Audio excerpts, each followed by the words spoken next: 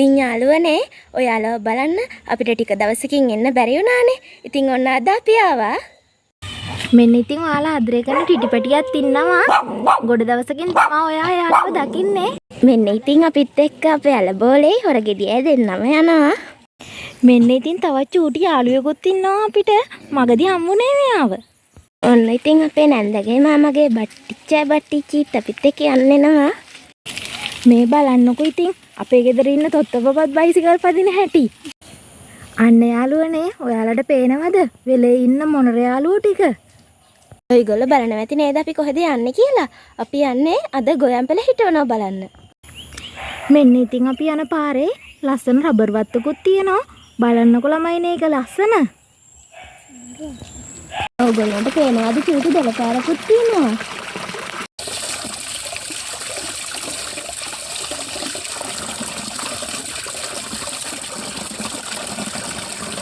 ඔන්න ඉතින් අපි දැන් දොළපාරටත් බැහැලා දැන් කුඹුරට යන ගමන් තමයි ඉන්නේ.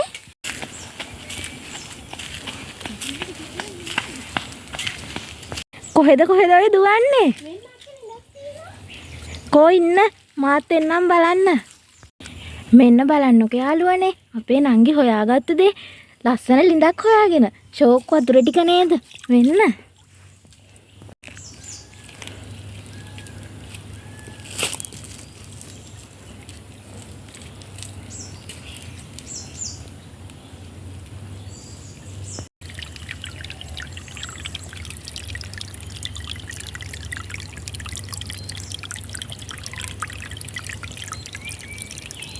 අනේ චූටි අයින්ට වෙන්නකෝ මට මේක පදින්න ඕන කන්දේ නගින්න බෑනේ. බලන්නකෝ ඉතින් මේ අක්කගේ මල්ලිගේ තියෙන වලි. අන්න බලන්නකෝ අපේ ගෙදර ඉන්න පිස්සු කොලම ආයිත් පිස්සු නටනවා. ළමයි ඉතින් අපි තැනට ආවා.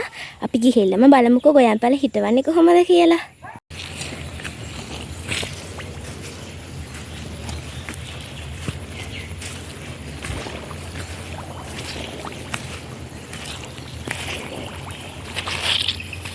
වක්කඩක් තියෙනවා යාළුවනේ ඔයාලට පේනවද? ඔයගොල්ලන්ට පේනවද ගොයන්පල හිටවනවා? අපේ අම්මා තමයි ඉතින් ගොයන්පල හිටවන්නේ.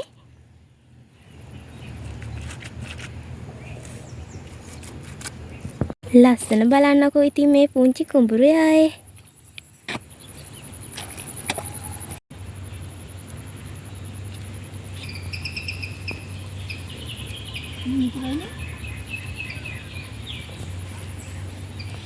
ඔන්න බලන්නකෝ වැඩ කළා වගේ මේ තුන් දෙනාට නම් හරිම මහන්සි පාටයි. මේ තියෙන්නේ ඉන්දන්න වගා කරලා තියෙන ගොයන්පල තමයි.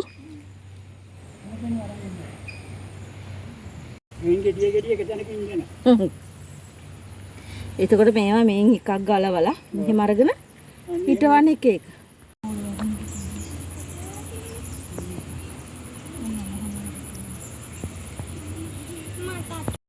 මේ බලන්නකො ළමයිනේ යාළුවෙකුත් ඇවිල්ලා ගොයන්පැල හිටවනවා බලන්න.